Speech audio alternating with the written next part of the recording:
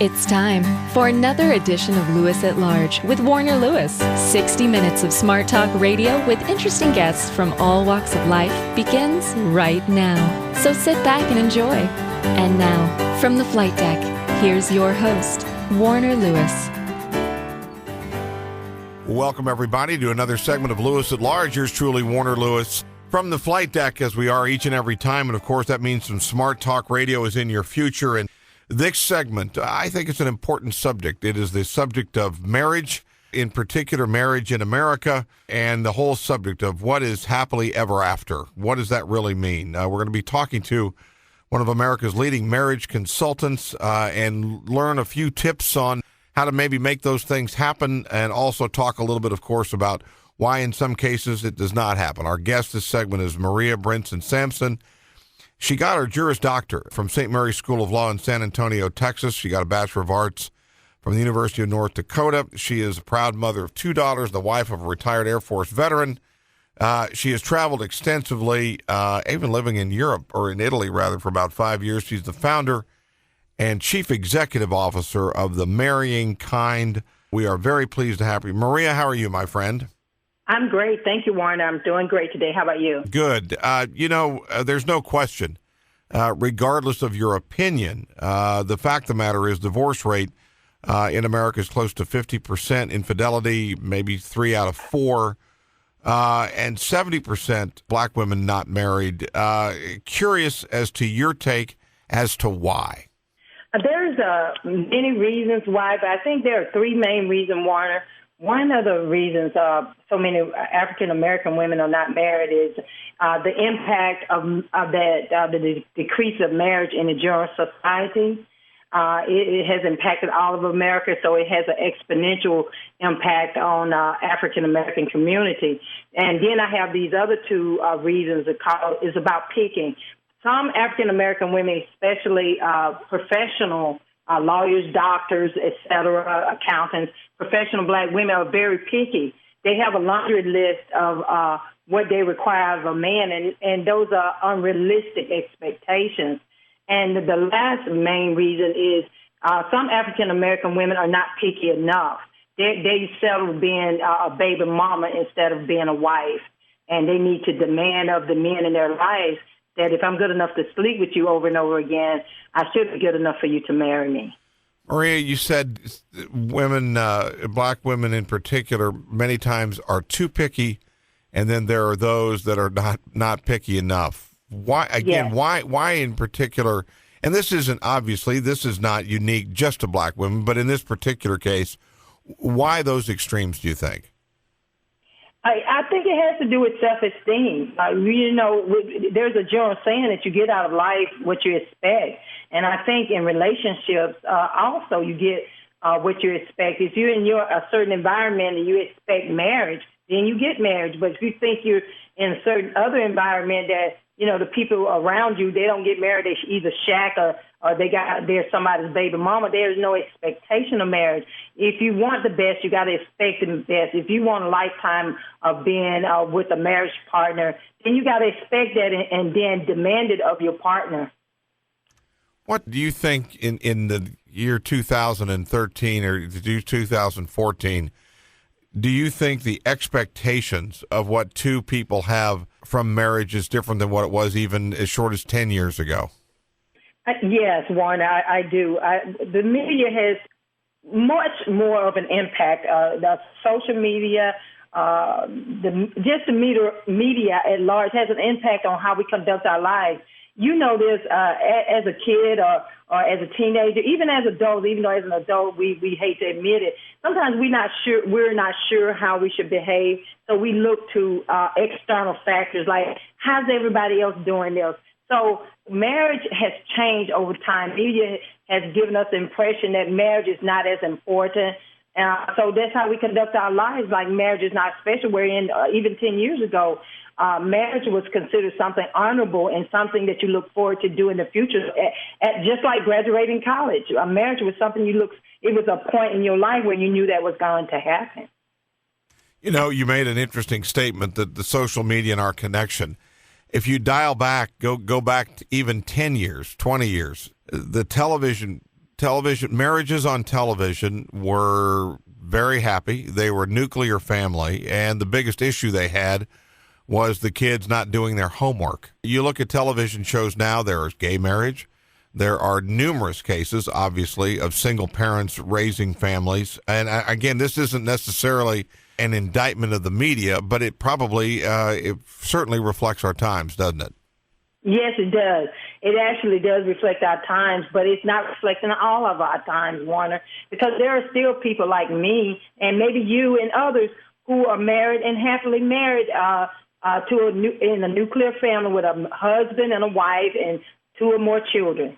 And so it does reflect our time, but it's not reflecting everything. Again, if you just joined us, yours truly, Warner Lewis, from the flight deck of Lewis at Large Radio. We're talking to one of America's leading marriage consultants and experts, Maria Brinson Sampson. She is the founder and chief executive of the Marrying Kind, Inc. Maria, let's start here. What are some basic building blocks or foundations that you believe a successful marriage needs to have to ensure long-term success? To ensure long-term success, I always tell people they need to learn to cheat. And that means that's an acronym for communicate, hesitate, exaltate, appreciate, and tolerate. If you have all of these ingredients in your relationship, it will help you to stay married because you're hitting every area that may impact your marriage. Do you? It's what you just said sounds really pretty simple. It seems pretty logical, but why do we struggle so much with this? I think we struggle with communicating, for example, because sometimes we don't want to look stupid. In general, I'm making a general statement. Men are more. It appears to me to be more prideful, and we're more reluctant to admit that we don't know or that we goofed off. You just have to be more open and communicate how you feel or what you're thinking with your spouse. What do you find, and let's shift now to let's go outside the world of black females into marriage. Let's talk about Anglo-Americans. Let's talk about Hispanic Americans. What do you see as the common challenges in the black community, and how are they different? Okay. For example, in the black community in general, I'm making a generalized statement. There are always exceptions to the rules, so I want to put that disclaimer there. It is different from the Anglo community or the European American community because, in general, women outside the black community have an expectation of marriage, even the lower income people. See, a lot of this in the black community also is, again, like I tell you, is about expectations. And it seems like the lower income bracket of women, when I say they're not being as picky, that is true. There are some that are educated in making middle class income. But I think women across the socioeconomic scale in other ethnic groups have more of an expectation of marriage versus the African-American female that tend to settle for being a baby mama and wear a badge. What they think of honor is called, I'm a single mother. That is not a badge of honor. It should be a badge of disgrace because your children they deserve more than you being a single parent. They were created with 2 parents. They deserve to be raised with 2 parents.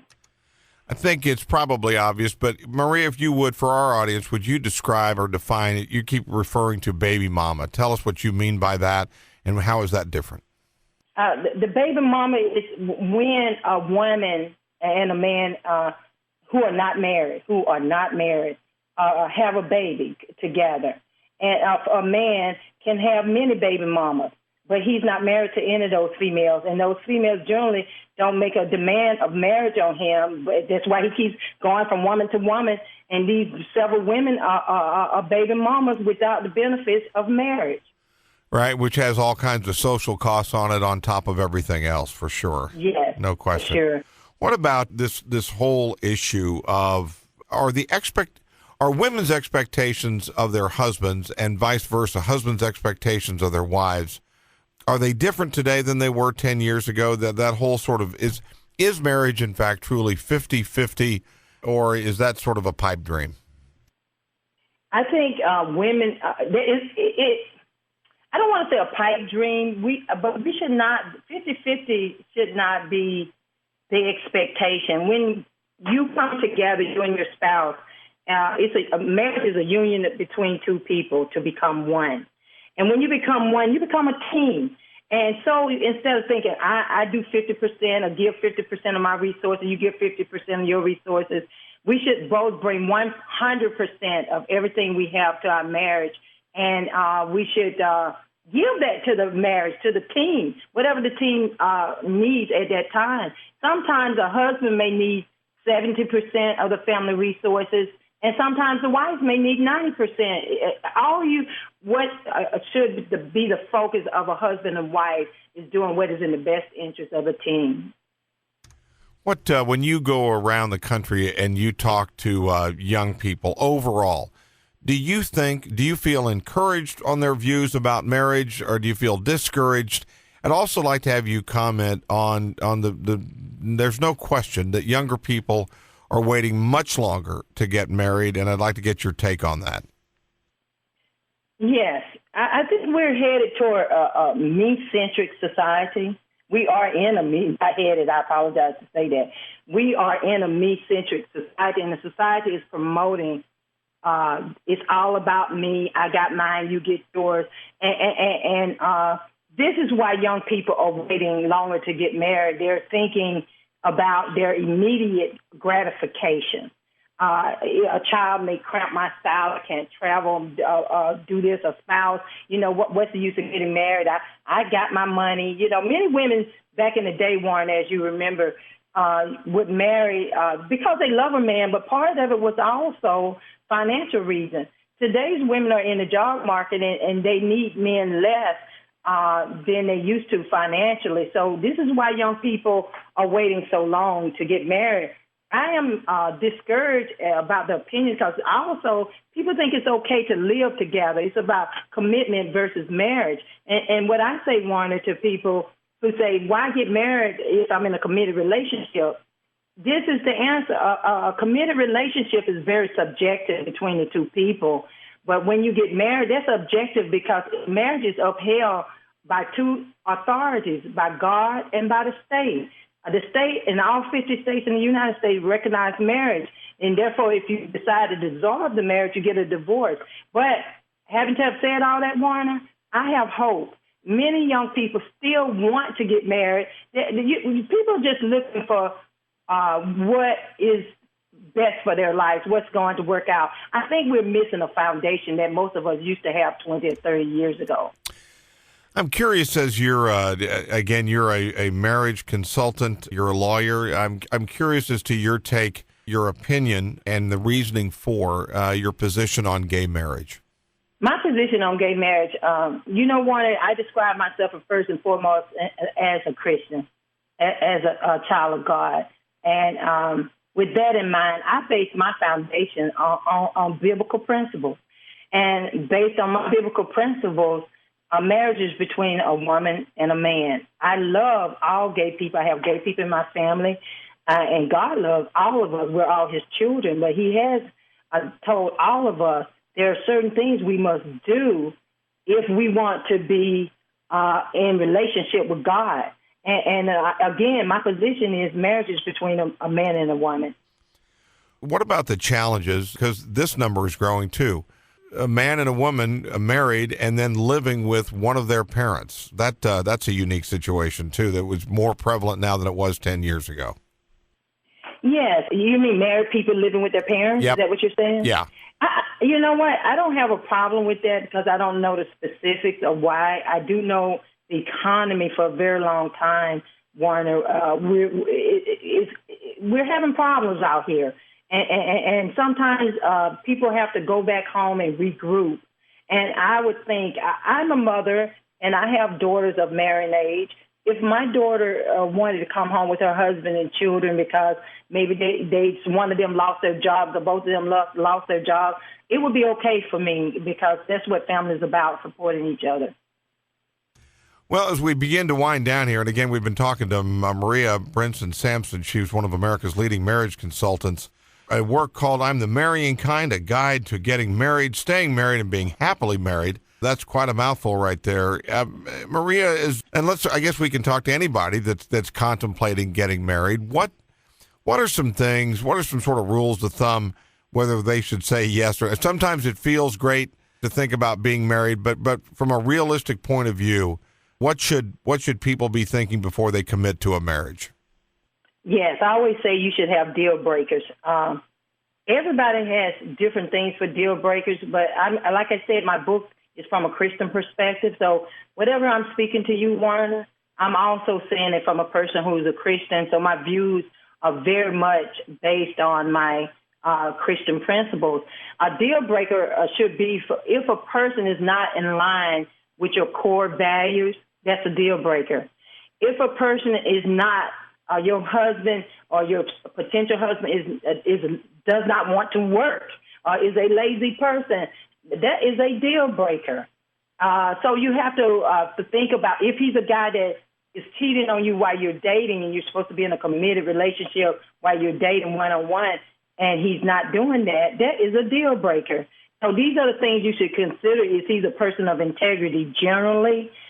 If he's not and you can't trust him now, that's a deal breaker.